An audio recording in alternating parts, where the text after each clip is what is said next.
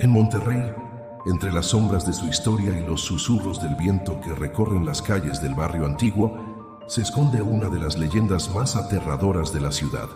Una historia que pocos se atreven a contar en la oscuridad, porque dicen que, al mencionarla, ella puede escuchar y aparecer. Se habla de una mujer condenada, un alma atrapada entre la vida y la muerte, errante en las noches frías y lluviosas, buscando redención en los ojos de los incautos. Su nombre era Isabela de Montemayor, y en vida fue una mujer de 1900, sangre noble, rica y hermosa, pero con un corazón más duro que la piedra. A finales del siglo XIX, Monterrey era una ciudad de crecimiento y contrastes. Por un lado, los palacios y haciendas de los poderosos. Por el otro, los barrios de calles de tierra donde la miseria y el hambre eran moneda corriente. Isabela pertenecía a la élite y su riqueza le permitía despreciar a quienes consideraba inferiores. Nunca ayudó a nadie, nunca mostró compasión. Se decía que su casa, una imponente casona de cantera cerca del obispado, estaba llena de lujos inimaginables: candelabros de oro, espejos traídos de Europa y alfombras bordadas a mano. Pero dentro de aquellas paredes, lo único que no había era bondad. Una noche de diciembre, la más fría que se recordaba en la ciudad, un anciano llegó a la puerta de la casona. Estaba encorvado por los años y su ropa era apenas un trapo mojado por la llovizna. Con voz quebrada, rogó por un poco de pan, un poco de calor. «Por favor, señora, hace frío y no tengo dónde dormir». Isabela lo miró con asco, como si fuera un insecto. «No me ensucies la entrada con tu miseria. Márchate antes de que mande a los sirvientes a echarte». El anciano, con los ojos hundidos y llenos de desesperación, la miró fijamente y murmuró: «Que el frío de esta noche te siga hasta la tumba y más allá».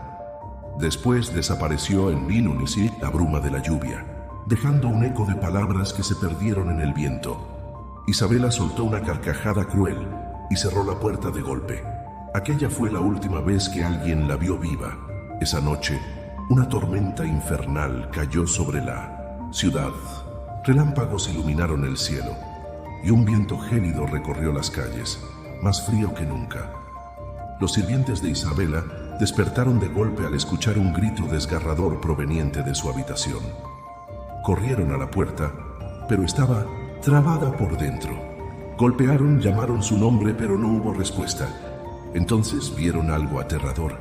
Por debajo de la puerta comenzó a filtrarse una neblina densa y helada. Un hedor putrefacto invadió el pasillo, como si la muerte misma estuviera dentro de la habitación. Con horror, forzaron la puerta y entraron. Pero lo que encontraron los dejó paralizados de terror. Isabela yacía en el suelo, con el rostro congelado en una mueca de horror absoluto. Sus ojos abiertos de par en par reflejaban el puro pánico. Su piel estaba azulada, endurecida como si hubiera muerto de hipotermia. Pero lo imposible era que su habitación estaba cálida, con la chimenea aún encendida. Los médicos nunca pudieron explicar su muerte. No había señales de violencia, no había heridas, solo aquella expresión de espanto absoluto en su rostro. Los sirvientes dejaron la casa esa misma noche. Nadie quiso quedarse en una casa donde la muerte había llegado de forma tan antinatural. Con el tiempo, la casona quedó abandonada y los rumores comenzaron a correr, porque los que pasaban cerca en las noches frías aseguraban ver una sombra alta y delgada asomándose por las ventanas. Otros decían que, al caminar por la calle, en la madrugada, sentían un aire gélido envolverlos y un susurro a su oído: «Dame un poco de calor, por favor», pero nadie podía verla hasta que giraban la cabeza. Décadas después, la casona fue demolida, pero la leyenda de Isabela no murió con ella. Los taxistas que transitan por la zona en la madrugada han reportado haber recogido a una mujer vestida de negro con un velo cubriendo su rostro. Dicen que se sube en silencio y pide que la lleven a un destino desconocido, pero al llegar, simplemente desaparece. Otros afirman haberla visto de pie en las esquinas, con las manos huesudas y frías extendidas hacia el vacío, como si implorara ayuda. pero cuando alguien se acerca, la temperatura baja de golpe y su rostro se vuelve visible. Una calavera sonriente, con los ojos vacíos y la boca abierta en un grito eterno. Hay quienes aseguran que si caminas solo por las calles cercanas al obispado y sientes un escalofrío sin razón alguna, no estás solo. Ella te está observando, y si por desgracia escuchas su lamento, corre sin mirar atrás. Porque si la dama de las ánimas pone sus frías manos sobre ti, sentirás un frío que te arrancará el alma y jamás volverás a despertar. Si alguna vez has mirado el Cerro de la Silla en la noche, tal vez hayas visto una figura solitaria en su cima. Se dice que es solo una sombra, pero los que han estado cerca cuentan otra historia, una historia que hiela la sangre. Muchos creen que Monterrey es solo una ciudad de industria y modernidad, pero bajo sus calles, entre sus montañas y en los muros de sus edificios antiguos, se esconden relatos que pocos se atreven a contar. Y entre todas las leyendas de la ciudad hay una que sigue viva, una que aún cobra víctimas: el monje del Cerro de la Silla. Hace más de 100 años, en los días en que Monterrey aún era una villa de caminos polvorientos y casas de adobe, había un convento en las faldas del Cerro de la Silla. En él vivía un monje llamado Pascual, un hombre que a simple vista parecía devoto y dedicado a su fe, pero escondía un oscuro secreto. Dicen que Pascual no era un hombre de Dios, sino un ser perverso que se deleitaba en el sufrimiento ajeno. Mientras sus compañeros oraban y ayudaban a los necesitados, él se entregaba a oscuros rituales, susurrando palabras prohibidas en la capilla por las noches. Su mirada era fría, sus manos huesudas, y su voz siempre parecía un susurro que ponía la piel de gallina. Los rumores comenzaron a extenderse. Los habitantes del pueblo notaban que las cosechas se marchitaban cuando Pascual pasaba cerca, que los niños se enfermaban sin razón después de hablar con él y que el ganado aparecía muerto, con extrañas marcas en el cuerpo. El miedo creció hasta que, una noche de tormenta, un grupo de monjes decidió enfrentarlo. Entraron en su celda y encontraron algo que los dejó sin aliento. En el suelo, rodeado de velas negras, había un círculo lleno de símbolos desconocidos. Y en el centro, un cadáver mutilado. Pascual había estado haciendo sacrificios. Los monjes, horrorizados, lo sacaron del convento a la fuerza y lo llevaron al punto más alto del Cerro de la Silla. Allí, entre truenos y lluvia, lo condenaron a muerte. Lo amarraron con sogas bendecidas y lo arrojaron al vacío. Su cuerpo cayó entre las rocas y la tormenta se llevó sus gritos. Pero antes de desaparecer, Pascual lanzó una última maldición: volveré, y ninguno de ustedes descansará. Después de su muerte, todo pareció volver a la normalidad, por un tiempo. Pero poco a poco, cosas extrañas comenzaron a suceder. Los monjes que participaron en su ejecución murieron en circunstancias extrañas. Algunos fueron hallados con el cuello roto, otros murieron congelados en sus camas, como si hubieran sentido un frío imposible. El convento fue abandonado poco después y con los años se convirtió en ruinas, pero el mal que allí habitaba nunca se fue. Los habitantes de Monterrey comenzaron a ver una figura oscura caminando por las laderas del cerro, un monje de túnica negra, con el rostro cubierto por la sombra de su capucha. Aparecía en las noches frías, inmóvil, observando la ciudad desde lo alto, y aquellos que se atrevieron a subir al cerro en la madrugada jamás volvieron. En los últimos años, los reportes han aumentado. Excursionistas que suben al Cerro de la Silla han contado historias aterradoras. Algunos dicen que han visto una figura alta y encapuchada en la cima, inmóvil, observándolos en la distancia, pero cuando se giran un segundo, desaparece. Otros han sentido un frío inhumano de repente, aunque la noche sea cálida. Un escalofrío que recorre la columna acompañado de un susurro incomprensible. Los más desafortunados han reportado ver al monje de cerca. Cuentan que si te mira directo a los ojos, sientes como tu cuerpo se paraliza y una oscuridad comienza a devorarte por dentro. En varias ocasiones, grupos de jóvenes han intentado desafiar la leyenda subiendo al cerro en la madrugada. Algunos han regresado, temblando de miedo, incapaces de hablar sobre lo que vieron. Pero hay casos peores. Un grupo de amigos subió al cerro en 1997 y jamás volvió. Sus cuerpos nunca fueron encontrados. Solo se hallaron sus mochilas y lámparas, abandonadas en una cueva a medio camino. Lo único que dejó escalofriado a los rescatistas fue un detalle. Sus pertenencias estaban cubiertas de escarcha, como si hubieran sido abandonadas en medio de una nevada. En pleno Monterrey. En 2012, un alpinista experimentado aseguró que vio la silueta del monje entre las rocas.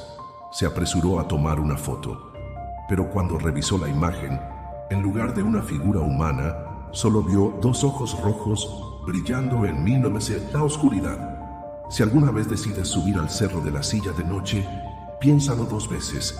No estás solo. Algo te observa desde las sombras, algo que no pertenece a este mundo. Y si ves una figura oscura de pie en la cima, no te acerques. No intentes hablarle. No intentes grabarlo. Porque si el monje del Cerro de la Silla te mira a los ojos, nunca volverás a despertar. En Monterrey hay un lugar que pocos se atreven a mencionar en la noche. Un sitio donde los ecos de lamentos resuenan en los pasillos vacíos y las sombras parecen moverse solas. Un hospital maldito, donde la muerte no es el final. Se trata del Viejo Hospital González, un edificio que, aunque ha sido remodelado y cambiado con el tiempo, sigue cargando con una historia oscura. Quienes han trabajado allí, médicos, enfermeras y pacientes, cuentan relatos que harían que cualquiera prefiriera morir antes que poner un pie en ese lugar después de la medianoche. A principios del siglo XX, cuando Monterrey apenas comenzaba a modernizarse, el hospital fue construido para atender a los más necesitados. Al principio fue un lugar de esperanza, pero con el tiempo se convirtió en un lugar de sufrimiento y muerte. Se rumoraba que en los años 40, en los sótanos del hospital, un médico siniestro realizaba experimentos prohibidos con los pacientes. Se llamaba Dr. Echeverría, un cirujano obsesionado con vencer a la muerte. Cuando un paciente estaba a punto de morir, él mismo se encargaba de tratarlos, pero no con medicina, sino con métodos inhumanos. Las enfermeras contaban que el doctor desaparecía con los moribundos en la sala más profunda del hospital y nunca volvían a verlos. Cuando preguntaban por ellos, simplemente les decían que habían fallecido y que sus cuerpos ya habían sido retirados. Pero la verdad era mucho peor. Los pacientes no morían de forma natural. El doctor Echeverría los usaba para sus macabros experimentos. Abría sus cuerpos mientras aún respiraban, inyectaba sustancias extrañas en sus venas y cosía partes de distintos cadáveres para reconstruir la vida. Los lamentos de sus víctimas se perdían en las noches silenciosas del hospital. Los enfermos en otras salas decían escuchar gritos ahogados y golpes en las paredes, como si alguien intentara escapar. El horror terminó una madrugada cuando el hospital sufrió un incendio. El sótano ardió primero y el fuego se extendió sin control. Nadie pudo rescatar al doctor Echeverría ni a los cuerpos que guardaba allí. El hospital fue reconstruido, pero los que trabajaban en él sabían la verdad. El mal que se había creado en esos pasillos nunca se fue. A lo largo de los años, médicos, enfermeras y pacientes han contado historias que hacen que la piel se erice. Se han escuchado gritos y lamentos en los pasillos desiertos. No importa si el hospital está lleno o vacío, siempre hay alguien que escucha un susurro en la oscuridad. No me dejes morir, por favor. Los elevadores funcionan solos en la madrugada. Se detienen en el sótano, aunque nadie haya presionado el botón. Quienes han bajado en la noche aseguran haber visto una silueta encorvada en la esquina, como si alguien estuviera esperándolos. Las cámaras de seguridad han captado sombras moviéndose en los pasillos. En una ocasión, una enfermera que hacía su ronda nocturna vio una figura con bata blanca entrar a una sala. Pensando que era un doctor, entró para hablar con él, pero la sala estaba vacía. Pacientes han reportado ver al doctor Echeverría.